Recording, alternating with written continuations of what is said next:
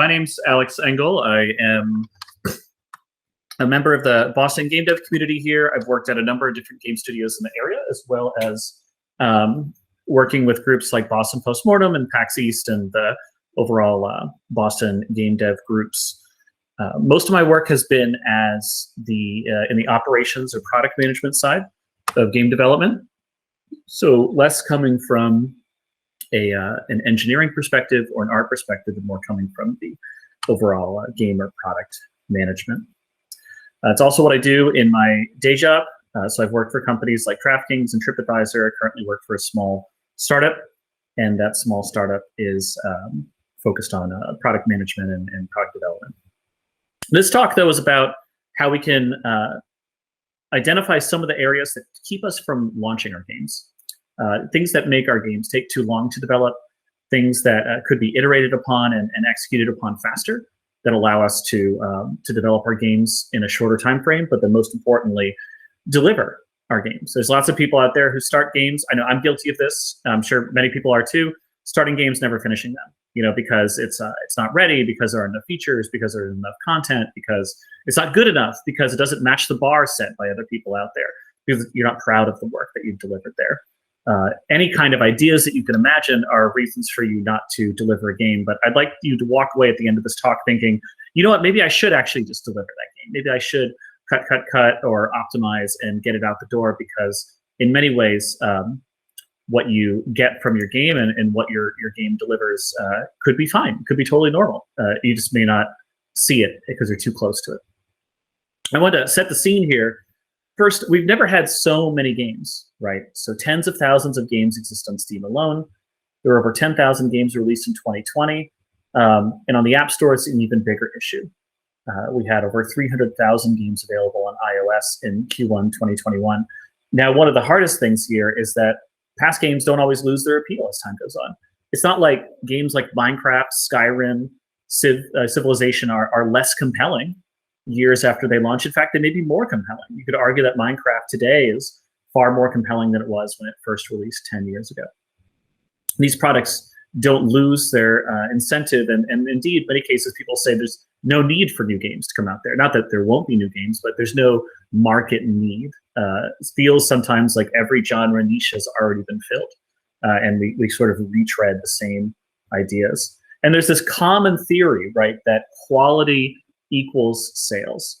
That the idea that if you just build a high quality game, if you just did X, Y, or Z in the right amount, in the right area, in the right order, that you will deliver a compelling game that sells a bajillion copies, right? I think case in point, Cyberpunk 2077 with all of its bugs and poor performance optimizations, many people on Reddit would argue that, and I use Reddit specifically, would argue that it did not have high quality, and that would be reflected in its sales. But the reality is that in financial terms, 2020 was the best year in CD Projekt Red's history. Even though it was delisted from Sony's PlayStation Store, even though there's all sorts of negative press out there about its initial launch, the fact remains it's one of the highest grossing titles of the year. And especially if you discount mobile, it's easily one of the highest grossing PC titles that was launched last year. And that revenue is enough to be transformative to its parent company. Let's not forget that CD Projekt Red's also had, complaints about mismanagement or overall crunch and poor work-life balance or underpayment issues at their core game studios. All things that have brought negative publicity on the studio in the last year or two, none of which is reflected in the sales of their product. And really, in our chase for success, we kind of leave the door open to a lot of things that are challenging to us getting our products out the door. Some of these, how many times we heard these in our careers, or even just from ourselves or from friends, I have this idea, or the next big thing is blockchain or NFTs, or maybe let's do this instead, or lots of our users or customers want us to do. And I've been guilty of this in the past myself, right? Coming into meetings and saying, well, the data indicate that we should do this instead of that, or if we added on to this feature here, then perhaps it would have a higher chance of success than if we didn't. But a lot of that is noise. And I think Jason Schreier in his book that just came out recently indicates this, that I think a lot of us have seen. In fact, some of us who are listening may have worked on this team, right? And I have plenty of friends who worked at Irrational. In the coming months, progress on Bioshock Infinite moved slowly, even by rational standards, due to frequent cost shifts and reboots. The company was growing, but the game wasn't. And Ken would tell his staff to overhaul large chunks of levels or sections of the city, seemingly at a whim based on what he thought would be best for the game. I can't tell you how many stories I've heard from tons of different games where content was iterated, worked upon, executed on, and delivered, sometimes after months of teams working on it, only to be left on the cutting room floor. And not for reasons that I would think would be compelling reasons to do so. Reasons like the market doesn't want it, or it didn't meet our quality expectations, or it didn't succeed in terms of its movement towards our overall end goal. And really, this feature creep or bloat has consequences. And how can we talk about this without referencing Duke Nukem Forever, right? George Broussard said, famously in 2000, I think this was 2008 that he said this, or it was 2006, we're certainly not motivated by that amount of money after all this time. And getting the game right is what matters. I would never ship a game early, even a couple of months, for $500,000. And this was in response to 2K coming back and saying, if you're able to ship this game this year, I believe it was 2006, if you're able to ship this game in 2006, we'll give you an extra $500,000 on top of your contract. They just wanted to get it out the door. By the way, it's very uncommon that a publisher will come back to you and say, we will pay you extra to get your product out the door. But at this point, it had become this albatross hanging around their neck. Oh, this game's never going to come out. And the fact is, it never did come out, not until it was purchased by Gearbox and significantly redone, and it was not a good game. A lot of the things that they spent time and effort agonizing over, projects that they thought were going to make or break this project, just ended up handicapping it and preventing it from launching and being successful. But feature creep isn't the only thing that we have to be aware of. It's not the only reason why we need to be aware of the work that we're doing and why we're working on it. Like first, and this can be divisive sometimes, your potential customers may be wrong. I always try to keep in mind that people in general overestimate the impact changes are going to have in their lives. This happens in all aspects of our lives. In fact, there's a term in behavioral psychology where you revert back to your mean, a hedonic reversion back to the mean of your happiness and how you feel about things. And that's good. That's actually great for our survival as a species, because it means that when things are really terrible, we can become used to them and we can trudge on. You can get used to hunger, you can get used to deprivation, and you don't. In many cases, you don't fall down and have and despair about your life. There are all these stories about perseverance in the face of incredible adversity, and these are captivating, compelling stories. But it also works the other way too. Things that make us feel really good eventually revert back to the mean. That's the same thing that we see when people estimate or are asked to make predictions about what features or what changes to the product would make them feel. In many cases, people are very good at their direction. They're able to indicate that it will make them feel better or worse. And they're, in even cases, accurate on the kind of emotion they'll feel: joy, sadness, happiness, pleasure. But the impact is consistently well overestimated. Tim Wilson and Dan Gilbert wrote this great book, an article about effective forecasting, which is what this is called, forecasting how you're going to feel in the future. And they called this the impact bias. They said it's been found in a variety of populations with a wide range of emotional events, including things like romantic breakups, sports events, electoral defeats, weight loss, tragic stories, and even learning the results of pregnancy and HIV tests. We consistently overestimate the impact that those things that in our brain we think would be wildly impactful to our everyday lives are actually going to have in our lives. And why would that not be nearly as present, if not more present, with the games that we make and the features that we ask our customers for feedback on? This is just an example of Fallout. I love this. Bethesda, we know what we want from a Fallout game. We want Fallout 1, 2, and New Vegas RPG elements. We want you to pull in the Fallout 4 combat system. I want you to write better lore, better stories. We want crafting from Fallout 4, improve the settlement system, bring in the New Vegas reputation system, get rid of the dialogue wheel, build it in a new engine, make better DLC, and remember, no microtransactions. And that's it. Just make Fallout 5 with these characteristics. I guarantee everyone's going to love it, willing to pay top dollar. It's so basic. How hard could it be to make a game like that? Meanwhile, all of us read something like that, we're like, what a nightmare. We would never want to work on a project like that because it's terrifying. Having all those expectations and all that mishmash of tech, because joy and excitement and fun doesn't come from features. It comes from the synthesis of everything that you do. The second thing is that pricing feedback is usually unreliable. How many of us have been at shows or posted on social media about our projects? We get positive reinforcement about our game. We get little constructive criticism. We believe it's priced fairly and that it should sell well. Then people consistently price the games too low and focus on sales or bundling to drive adoption or make up the difference. Now, William Poundstone wrote this interesting book called The Myth of Fair Value, and it's been proven out in a lot of psychological experience before and since. He says people tend to be clueless about prices. Contrary to economic theory, we don't really decide between A and B by consulting invisible price tags and purchasing the one that has the highest utility. We make do with guesstimates and a vague recollection of what things are supposed to cost. Now, in 1979, Dan Kahneman and Tversky won a Nobel Prize. They won a Nobel Prize for their work in 1979, talking about prospect theory and irrationality of the markets. They talk about how prior to that, in classical economics, everyone thought that people were rational in the markets. And they found that people were, in general, irrational. Big things like endowing items with value. When I give you something, you tend to value it higher than if you didn't have it already. Same thing when you put your effort and progress into something, the IKEA effect or the mixed labor effect, which are interesting studies showing that people who make IKEA furniture typically value it higher than furniture that's objectively higher quality and more sturdy and lower price. They say, no, I wouldn't take that. I'm going to keep the one that I spent time building on. These are purely irrational, emotional-based decisions that are present everywhere, including our pricing. Now, the studio No More Robots, which is run by, I think his name's Joshua, he did this interesting analysis in 2019 about game pricing on Steam.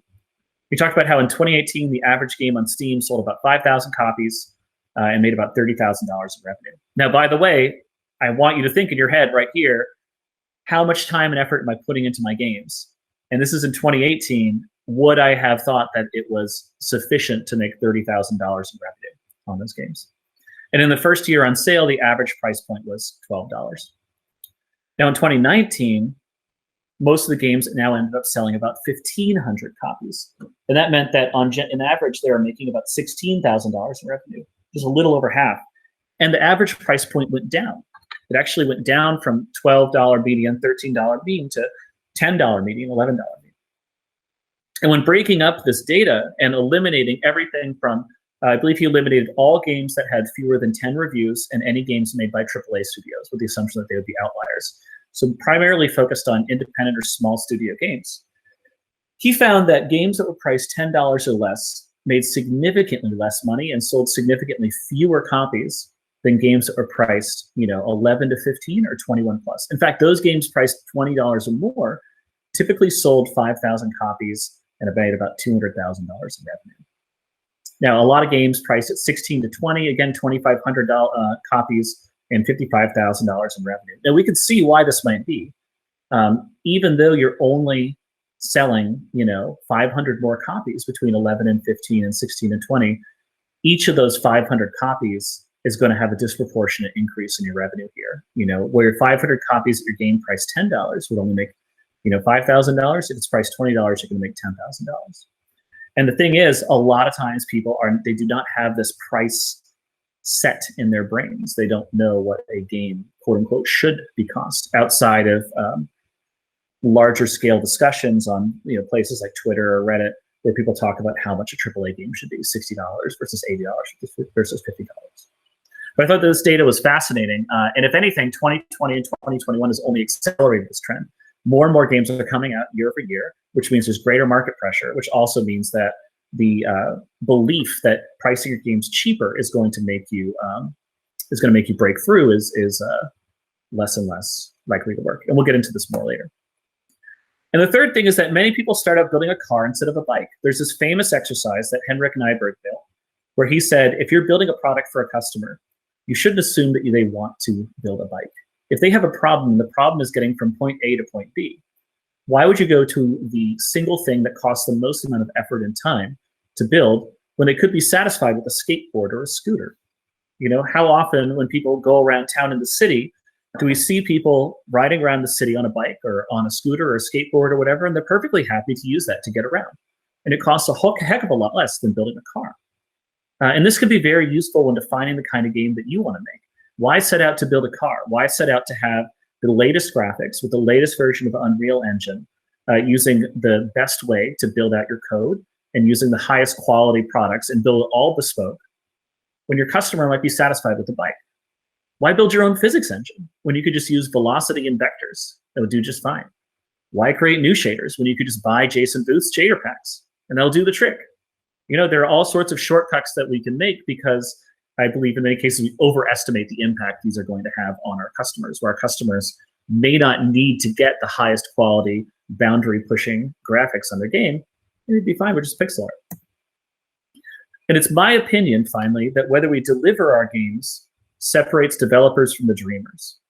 In a sense, there are always going to be tens of thousands, hundreds of thousands, maybe even millions of people who daydream on the couch or the chair and think, well, I could make a game that would be amazing and I would do X, Y, and Z.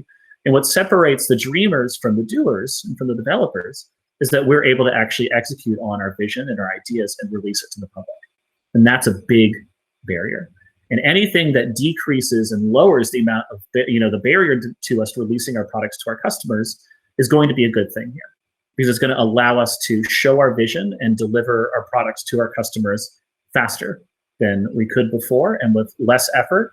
And we can't do that if we keep adding new things. If we add new features, if we set out to build the latest, hottest video game out there, we just end up increasing our scope, increasing our time, and increasing our effort. So here's what's worked for me. And these are things from my own personal and professional development that have helped me shortcut a little bit my work and helped me deliver things that met my business goals and product goals without needing an exceptional amount of effort that may not have resulted in a higher chance of success anyway. So the first section is just called Fake It Till You Make It. This is a real life project. I remember hearing this, of course, from my CEO and saying, hey, we got to drive more revenue by creating new and better offers. When I worked on Star Trek Timelines, one of my explicit jobs was building out new offers for our players. That's shop offers where you use premium currency to buy in-game characters that have different rarity, stats, skills, etc., that would allow you to progress further in the game. Those offers should be compelling. They should look good. We should be able to rapidly iterate on them. And most importantly, we should really learn what our competitors do to sell them. And this was kind of on the right, our initial brainstorming between us on the team. We said, well, we're going to need new art, new callouts for the crew's rarity. We'll want some kind of callout to show it's a great value. We'll want to reposition UI elements. We're going to have to A/B test like their color, shape, etc. All stuff that is going to take a significant amount of time. And we start breaking it out. We start seeing how this is going to be challenging. Immediately in my mind, I think, oh, it's a whole new scene that we've got to build. And that scene has to have UI elements in it that listen for specific data to reposition those UI elements based on code. If we have different colors, we're going to have like CSS color matching or like hex value codes to change the colors on the offer itself. If we're going to have a value call out, we're going to have some kind of programmatic calculation to indicate that something is a value or not. And if it is, how much of a value is it going to be? So we ended up building stuff like this. We managed to get a lot of this out there in front of our customers. We were able to deliver, some bonus items in the top right. We were able to call out the value on the bottom left. We were able to add in, dynamically placed characters in a somewhat compelling scene, like in this case, a shuttlecraft where, Geordi is the certain version of Geordi actually gets his artificial eyes. You have drunk Deanna Troi. You've got Scotty toasting with his whiskey, and McCoy is kind of hiding in the back behind the UI elements. So we were able to get pretty far and able to deliver some interesting stuff here. The thing is, it's all fake. It's all fake. Everything that's been darkened out here is stuff that comes from the product itself, and everything that isn't darkened out, it's all fake. I just built it all in Photoshop. That's it. And then we just loaded up the URL, or we uploaded the image into the build. That's it. All this was just built in a Photoshop template. I went in there and said, great, I'm going to make chevrons. And then I was able to group the chevrons and the 750% value call out into a gold color gradient that faded back to alpha. Like boom, done. The 310x premium pack, well, it's pretty easy for us to make a inner gradient with a near white color and then fade to a light yellow on the exterior. I was able to position the characters by using our art and just using Photoshop's layering to place them behind the front console and everything.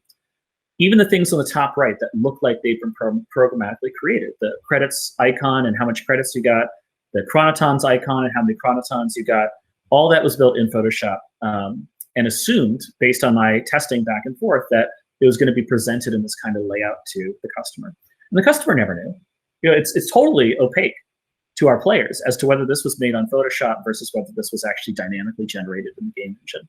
What mattered is that it worked. What matters is that it gave us the flexibility, and it also didn't take a bajillion years to develop. All that stuff could have taken weeks of development. We required even more work to allow custom placement of crew, new types of item callouts. We just shortcut the whole process by building it in Photoshop. And it also meant that the only person who needed to touch that aspect of the product was myself, which then allowed all of my engineers, UI designers, game designers, and everyone to continue working on stuff that only they could do. Work that they were explicitly hired as experts in their field to deliver on, where I could take on, all right, I'm gonna make that image. I'm the one that can go ahead and composite the Photoshop images here. Here's the second one, right? Same company, different product. We launched Game of Thrones Ascent in 2013. We built this rudimentary special offer system that allowed us to give an item for a specific purchase. We decided in early 2015 we needed a special item for the holiday season. There's only one problem. We didn't have any art. We didn't have any unique items to sell. Everything that we had been created or had been in the process of being created was already earmarked for other packs or anything like that. And we didn't have any unique art to sell. So I turned again to my trusty friend Photoshop.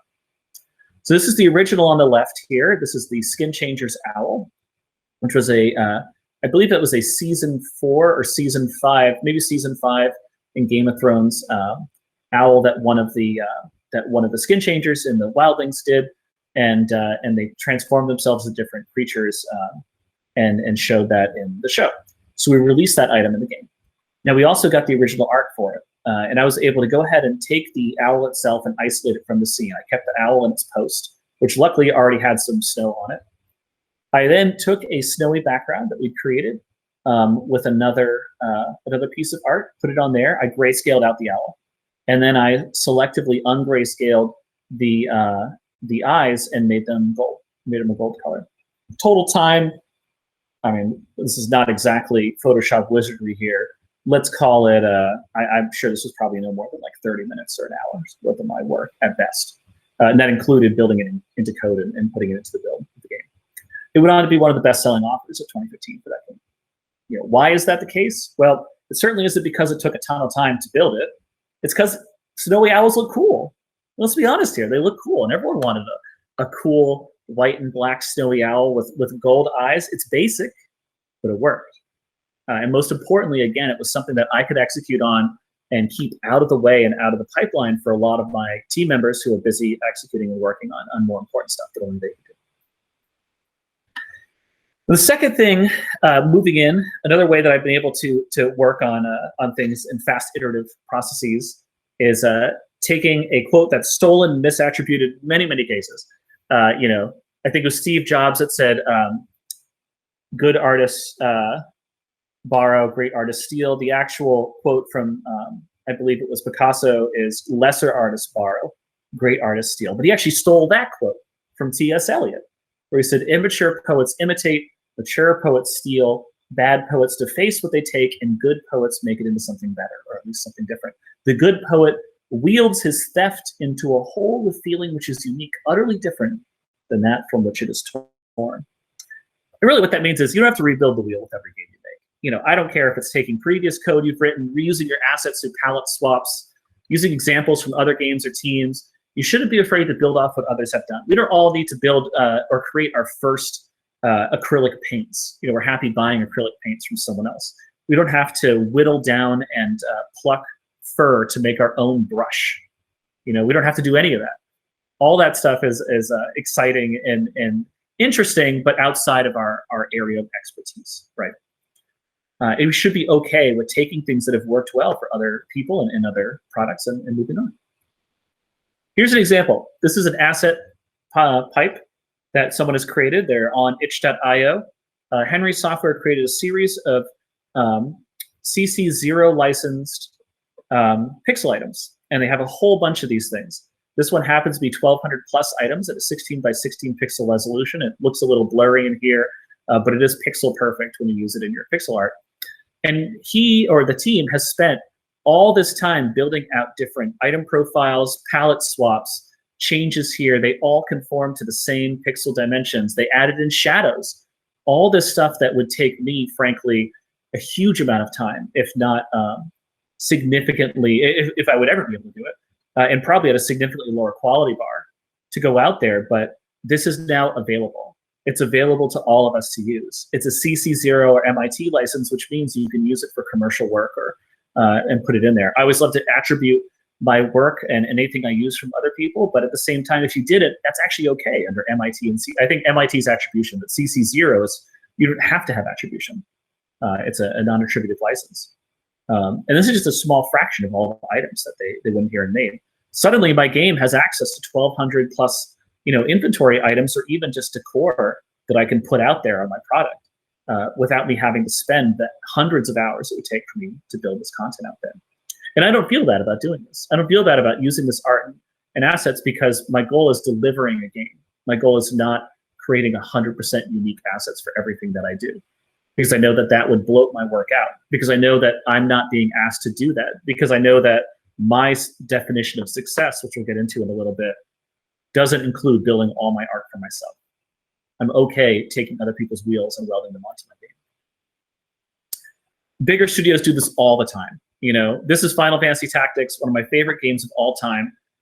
Something seems really familiar between the bomb assets on the left and the grenade assets on the right, almost as if they're the exact same assets, just palette swapped.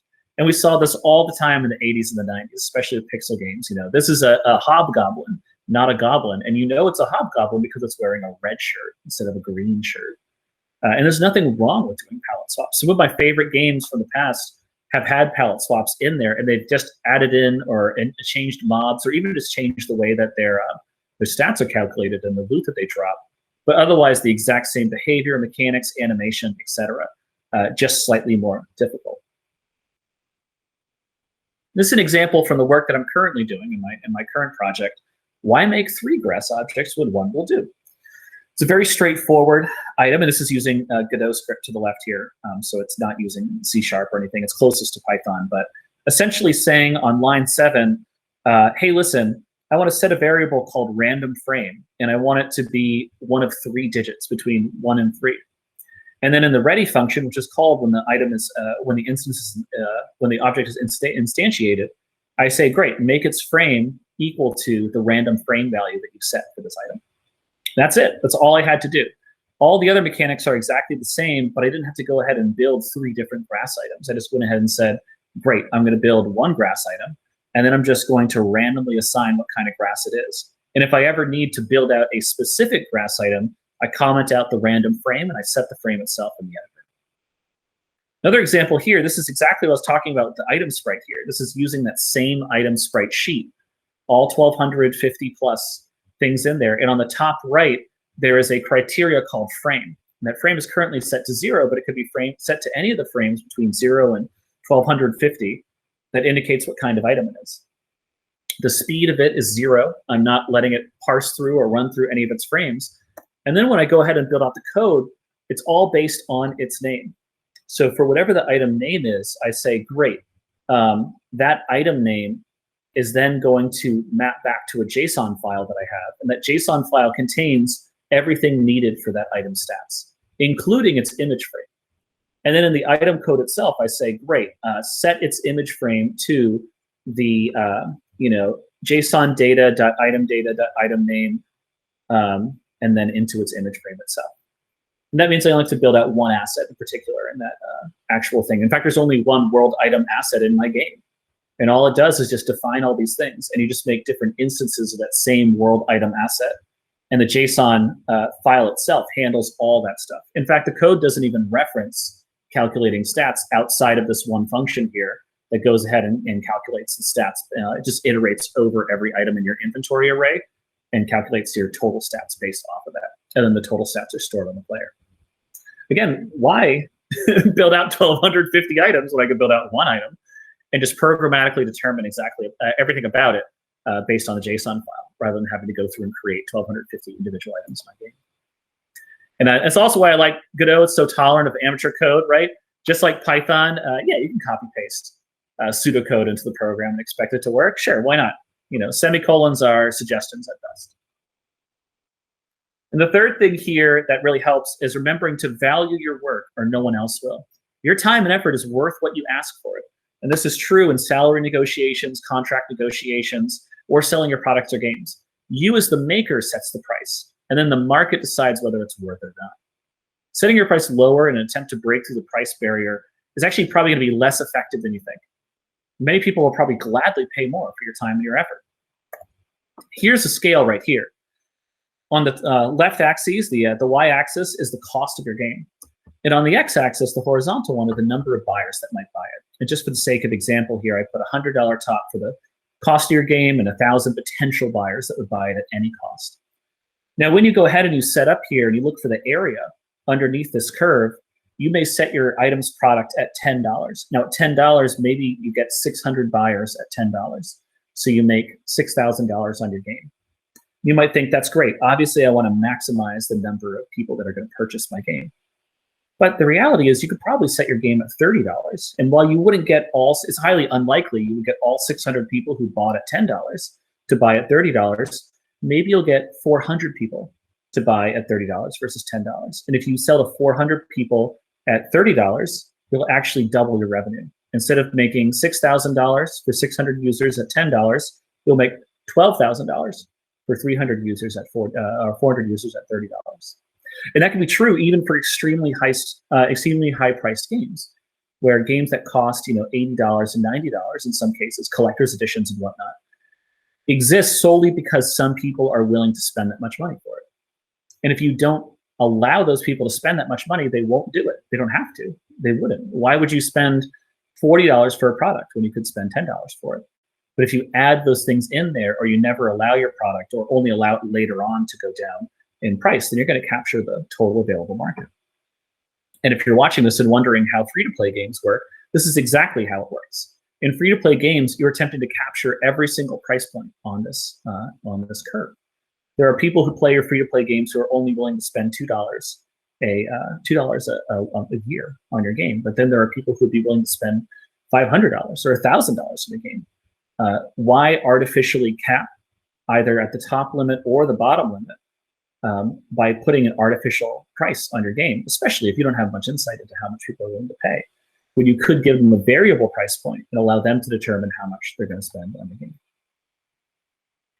And the last thing here is just be able to cut good, even great ideas. I really believe that your game means very little to the market, if not nothing, if it doesn't come out. And it's never going to come out until someone says it's done. So for larger studios, that someone could be the publisher, the CEO, or frankly, whomever's put in the position to make that decision. If you listen to Oleg's talk earlier, in many cases, that's the product owner. The product owner will be the person to say, we're done. The work has now reached the point at which we're going to accept it as done. But for smaller games and indies, and this goes for myself when I work on my own side projects, it's often just one person, you. So what happens when you as the creator have to limit your own creation? What happens when the person who brought this into existence has to be the person that prunes it back? Well, there are a couple different questions I ask myself when I think about what needs to survive and what doesn't need to survive in the games. And the first one is, what am I judging the success of this game by? If this game's goal here is, if I judge success by creating my own backgrounds or my own art, or if I judge success by building a functional inventory system, then I don't need a lot of the things that you might typically want to put out there in a game for it to be quote unquote finished or polished. But if I'm judging my game by the success of how many sales I have, well, then that should help me heavily focus what my work is and say, well, I need to focus and optimize towards what my sales are. But if I'm also judging the success of my game by creating something that matches my artistic integrity and is a work of art that I can be proud of, it doesn't mean that I can't also start judging my work by, is this pushing me in the right way? Is this a good tribute or a good way for me to make sure that I'm paying homage to what inspired me when I was younger? The second question I ask myself is, will this significantly increase my chances of success? So let's say, even if this is something, if I know what my success looks like, is the thing that I'm working on right now actually going to increase my chance of success? Is it going to help me make progress towards what success looks like for me? And that's something that we can quantify typically. Is this something that is going to increase my sales? Is this something that's going to make a better system? Is this something that's going to make it more authentic when I release it to my customers? The third thing, of course, is this going to significantly jeopardize my chances of releasing on time? And professionally, this could be level of effort. This could be the total scope. Does it introduce significant amounts of risk into the process? But when you're just working for yourself, is this actually going to jeopardize my chances of releasing on time? Is a good question to ask yourself as an indie. Is this something that's going to take or could take significantly more time than I'm aware of? Does it have a lot of unknown unknowns? Things that are roadblocks that I'm not even aware of when I'm working on this that could significantly decrease the chance of me launching. And the last one is just, why do I want this change? Is it because it's cool, or is it because it's needed? Is it necessary? There's a lot of things I want to put in my games. There's a lot of things that I think would be really cool. There's a lot of things my players think would be really cool. But it really comes down to, is it needed? Because there's a lot of things that we could do, but we can't do them all. So we have to then phrase it and say, that's cool, that's right, but is it needed into the game?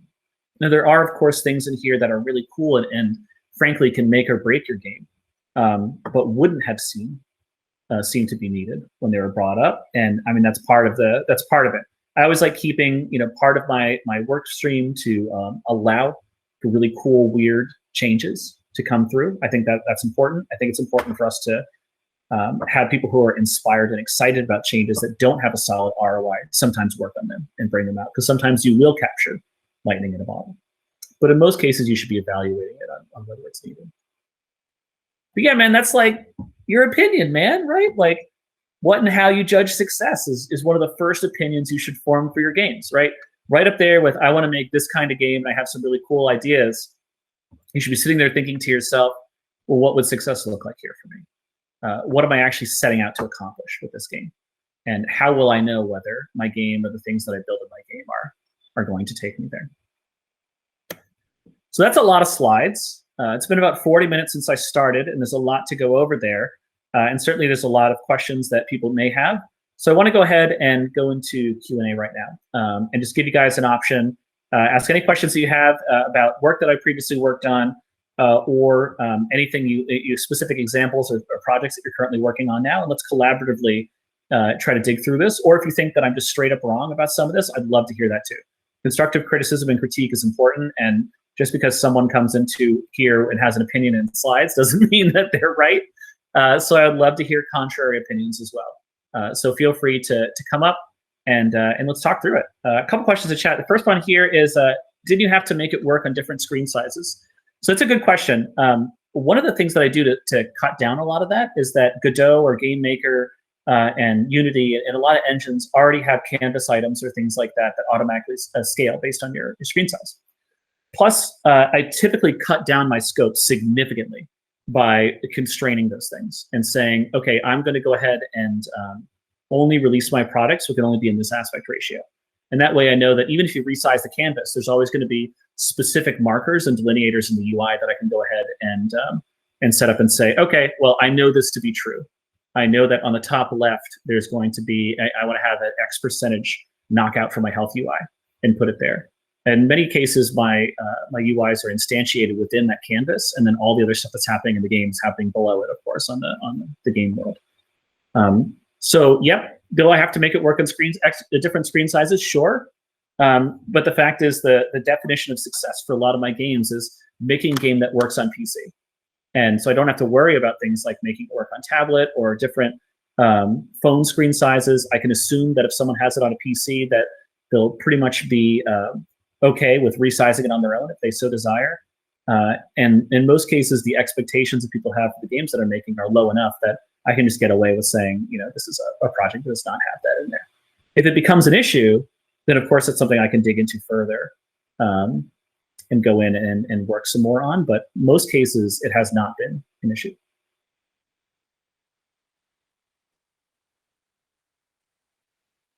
Hi.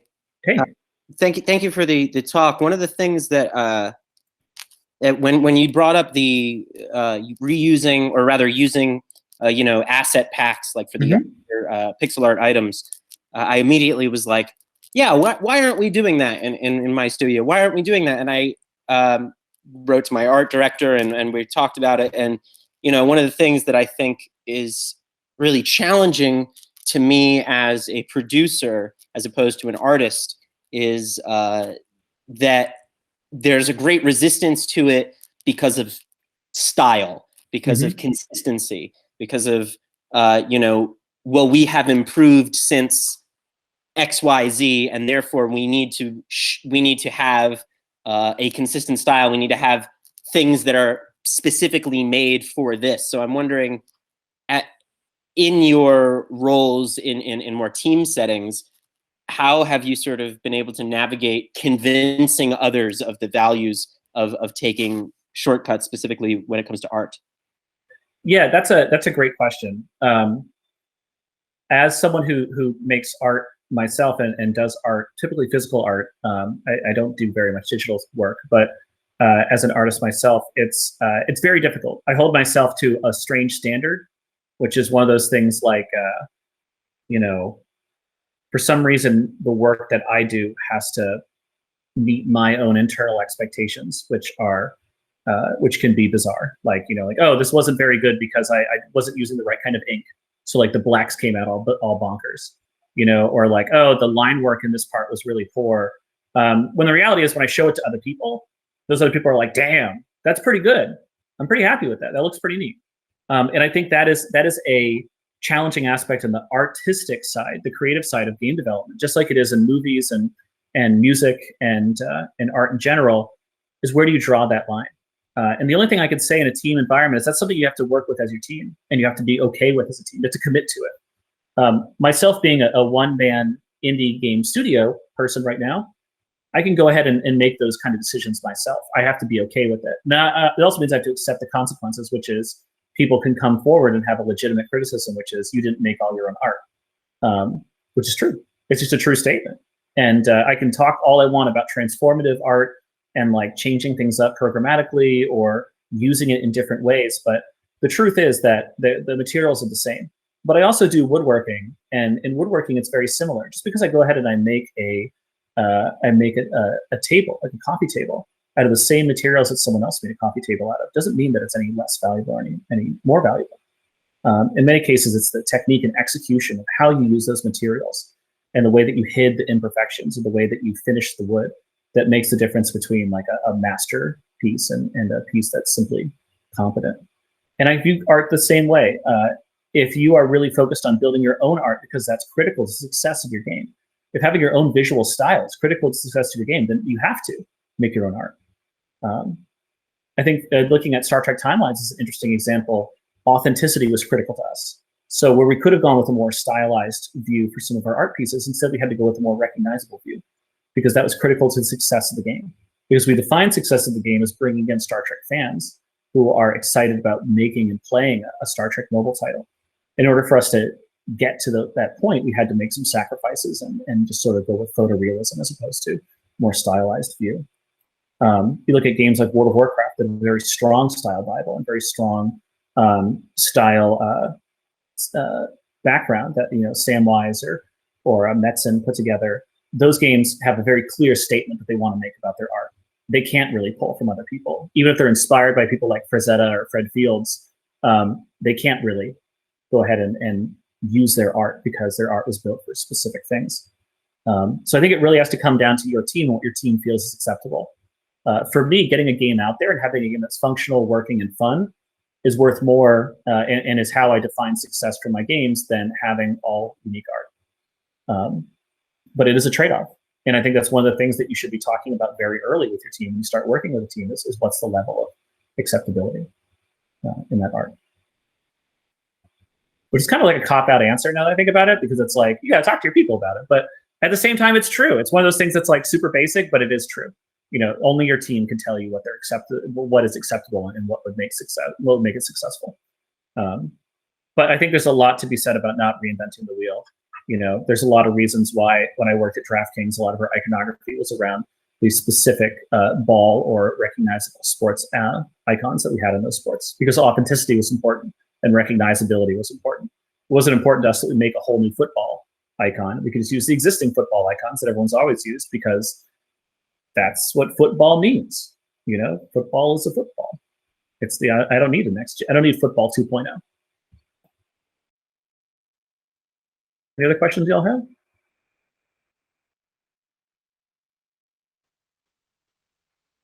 I just actually giving a talk on basically copying other people's tile sets to learn how to make my own tile sets. Awesome. Yeah. One thing that, I was thinking about when you're mentioning like reusing like assets, buying assets or using free assets from like itch.io and stuff, is one of the big problems that I've seen with them is not so much like yeah, there's some like artistic integrity, right? Wanting to protect your baby and like make it yours. But there's also some like really mechanical problems with using pixel art from a bunch of different sources. Like, are they using a completely different color palette? Is it done at a different scale? Is the perspective wrong? And like, I guess, what are your thoughts on, like, do you have any strategies that you use buying any of those things? You just use them as is and be like, yep, this is my game. It has different perspectives in pixel art and that's fine. Or like, do you have some tricks to unify everything and make it all mesh together? Yeah, that's a great question, Aaron. I think that the core, one of the things I do before I even start using any assets is figuring out whether it's even going to work with the concept that I have. And one of the big ones that shoots me in the foot every time is how many animations do they have? So it's super common that someone will come up and say, like, we have animated sprites. And those animated sprites will be literally jumping up and down. And you're like, okay, well, this is not actually animated. This is a sprite that's moving its y-axis, like, 2 pixels up and 2 pixels down. What about a full four direction or 8 direction movement palette? What about, action items? What about things like, what does an attack look like? What does a jump look like? What does a damaged or dazed look like? These are all things that need to happen with like your critical characters in your game. There is a level at which I look at that and say, there's just not that much out there that's going to meet there. So there's always a trade-off. In the current game that I'm working on, every core animal character in the game was built and commissioned by me working with another artist, because I needed that things. I needed the full 78 frames of animation with 6 principal frames for all the directions, as well as all the actions that are going to be taken there. But a lot of the other stuff that we are putting into the game, I'm doing minor tweaks in A-Sprite and things like that to make it stylistically similar, but the core of it is there. And I don't think there's anything I've ever pulled off the shelf that I'm like, damn, this is good enough as it is. I'm throwing it in right now. I think it all depends on, like, is it good enough? And then what's the level of effort I have to put in there to make it fit? I don't really believe in letting your assets dictate the kind of game that you make, but I do think the kind of game that you make should dictate the number of assets or type of assets that you look for. Just like the visual fidelity of your game, and the decisions that you make early on will dictate your polygon count and like how many shaders you're going to use and the complexity of your worlds. I think that's the same thing here. Like, if you're going to use pre-used assets, be prepared to transform them and modify them in ways that are going to make them fit, and don't pick ones that are like, all I have is facing down asset. You're like, well, now you're basically building an entirely new asset because you have to figure out how to face left and right and up and run and jump and all that jazz. It's a lot cheaper and easier for me to just commission an artist to build that stuff. Do you ever run into troubles where the assets that you are using, that you started to like modify and tweak in A-Sprite, do you ever realize after the fact that, like, oops, you don't actually have the ability to modify them given the license of like what the artist? So like that's the thing I see a lot with the nice pixel art, like especially tile sets on itch.io, is they're made by artists who are like, this is my beautiful art, which you can use in your game. Don't mess with it. Yeah, that is an area that it's interesting. I've had some talks on this. I'm very, very careful about the assets that I use. And the assumption in US copyright law is that unless someone specifies otherwise, all rights are reserved. And so if someone puts an asset, it's my personal opinion, is if someone puts an asset on itch.io and they say, you can use this in your games, it is not sufficient license for me to download, use it, modify it in any way, and redistribute it in my games. It has to be explicitly called out as something in like the MIT license or CC0 or something like that gives me the broadest level of creativity for it in order for me to even think about using it. So it does mean that from the very beginning, a lot of that stuff's just cut out. That said, there is the remix clause for a lot of pieces of art, and there's some interesting discussions that we could have in another talk about at what point does a piece of art no longer become yours and becomes mine instead. And so, like, if I take your grass path tile asset and I throw 2 filters on it in Photoshop, is that sufficient for it to be my asset? You know, if it's indistinguishable from yours that you uploaded on the website, even if the root asset was yours, is that sufficient modification for it now to be my asset? Just like no one can copyright, you know, a D major chord, no one can copyright the color green, no one can copyright random distributions of colors to make a grass. At what point does that change from your asset to my asset? And it's just a funky, weird gray area that I try to avoid thoroughly by only using stuff that is explicitly licensed for common use. I think another area that we got to be careful about is when you crib from other projects. Make sure it's your project. Make sure that project has a permissive license on it, and make sure the code that you're putting in there is good. That said, no one can copyright game concepts. In fact, it's very, very difficult to copyright game concepts. So it's totally okay to make another tower defense game, and totally okay to make a platformer that has a lot of similar mechanics as Mario or like Celeste or something, you know, Celeste kind of game, or like if you want to go ahead and make a Terraria kind of game. There's tons of those clones out there. And some of them are very, very good and very fun games in their own right. The mechanics aren't copyrighted. The assets are, and the code used are. So you just got to be careful there. Well, I mean, how many Minecraft clones do we see where it's like, oh, we got box-shaped characters? That concept is okay. The assets themselves are copyrighted. Any other comments from people?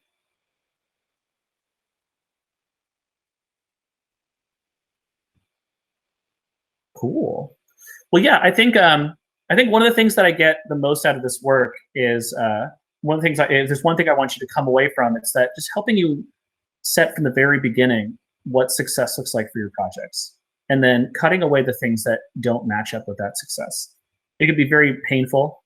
Professionally, it's very difficult when you have customers, some of whom have been with you for years or have spent thousands of dollars with you in your products, to have them ask for something and have to say no. And you have to be very politic and careful about what it means when you come forward and say, this is not something that's going to happen in this product, or not something that we're going to deliver to you.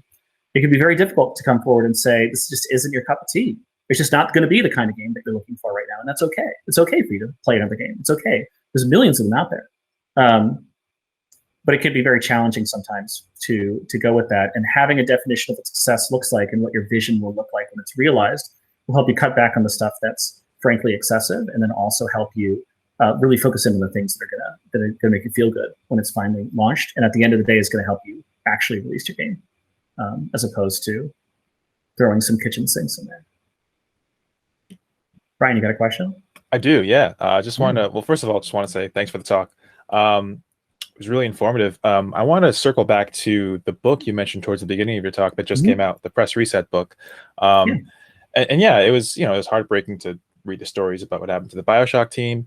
And a later chapter in the book talked about a kind of new model for development of, I believe they're called Disbelief over in Cambridge.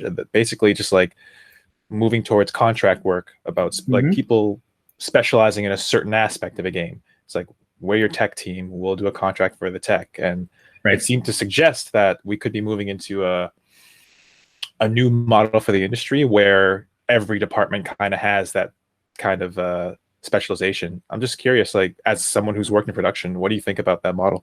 And it's actually it's very similar to the movie model in the sense that in many cases, movies are built through production pipelines. Same thing with the anime industry in Japan.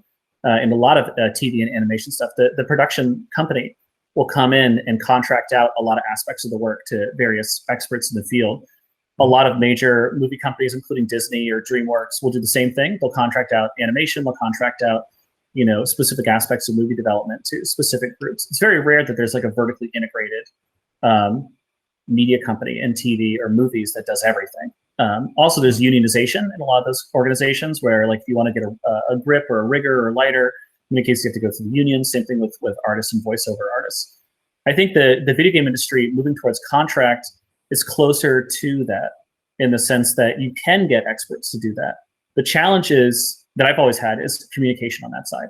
making sure, because these are people who are not necessarily bought into your vision. They're not necessarily there because they believe in the product itself that you're building. They believe in the work because the work is exciting and interesting. And that doesn't mean that they're bad at what they do. It means in many cases that they're experts in what they do. But in creative endeavors, it could be challenging sometimes to get everyone on the same page and over communicate on what our goals are, especially if they're remote. I know it's a lesson we've had to learn over the last year and a half, how we make sure everyone's still on the same page without literally sitting next to them and talking to them over the water cooler or over coffee or grabbing drinks with them. So I think it's a great way to go forward. I think there's a lot of companies that are succeeding with it. I know there's a number of companies in the Boston area that have had some success with that. Do I think that it's a way to break free of some of the less desirable ways that we've built games in the past? I don't know. I don't think I can answer that. I think I really would need to see it. I have to be honest that I come from a very different world in the online games and continuous development games that we build. And I don't think that it's the same as like the AAA crunch or the some of the experiences that my friends have had working for big name studios. Most of my stuff is on like a game comes out, the game is never dead. It is always running. You will always have new builds. You will always have new product going out for it. And if something's broken, next week's another chance for you to go ahead and fix it, which is significantly different than a lot of my friends who are like, we got to ship and ship now. Perfect. Well, awesome. Thanks very much for the talk. Appreciate it. It is an interesting book, by the way. If you should check it out, it's a pretty fascinating look into the industry. Oh yeah, the press reset book. Yeah, absolutely. Mm-hmm. Yeah. Great. Well, thanks everyone. I hope you have a great rest of the day and have a great Memorial Day weekend. Stay safe and see you later.